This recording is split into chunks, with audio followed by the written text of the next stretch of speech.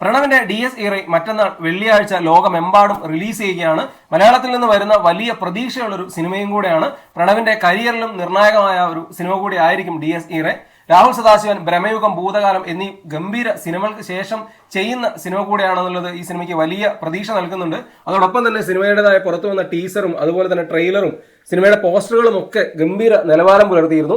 സിനിമയുടെ പ്രീമിയർ ആഗോള തലത്തിൽ നാളെ രാത്രി 9 മണിക്ക് ആരംഭിക്കുന്നുണ്ട്. ഇപ്പോൾ അറിയാൻ കഴിഞ്ഞത് പ്രീമിയർ ഷോകളിൽ നിന്ന് മാത്രമായി ഏതാണ്ട് 40 ലക്ഷത്തിന് മുകളിൽ കളക്ഷൻ നേടിയെടുത്തു എന്നുള്ളതാണ്. എന്തായാലും മലയാള സിനിമയുടെ പുതിയൊരു ട്രെൻഡാണ് ഈ ഒരു കാര്യം. ആഗോള മാർക്കറ്റിൽ വലിയ റിലീസായിട്ടാണ് ഈ സിനിമ എത്തുന്നതും. കേരളത്തിൽ തന്നെ ഏതാണ്ട് 300-ന് മുകളിൽ സ്ക്രീനുകൾ റിലീസ് ചെയ്യുന്നു. ആഗോള മാർക്കറ്റിൽ ഏതാണ്ട് 1000-ലധികം സ്ക്രീനുകളിലാണ് പ്രണവിന്റെ ഈ ചിത്രം എത്തുന്നത്. പ്രണവിന്റെ പ്രകടനത്തെയാണ് എല്ലാവരും ഉറ്റുനോക്കുന്നത്. കാരണം പ്രണവിന്റെ ഇതുവരെയുള്ള സിനിമകളിലെ പ്രകടനത്തിനൊക്കെ സമ്മിശ്ര പ്രതികരണമാണ്. ചില സിനിമകളിൽ മികച്ച പ്രകടനമെന്നും ചില സിനിമകളിൽ ശരാശരിയിൽ താഴെയുള്ള പ്രകടനമെന്നൊക്കെയാണ് വിലയിരുത്തലുകൾ ഉണ്ടായത്. എന്തായാലും ഈ ഒരു സിനിമയിൽ ഗംഭീര പ്രകടനമായിരിക്കുമെന്നാണ് ട്രെയിലറും ടീസറും ഒക്കെ സൂചിപ്പിക്കുന്നത്.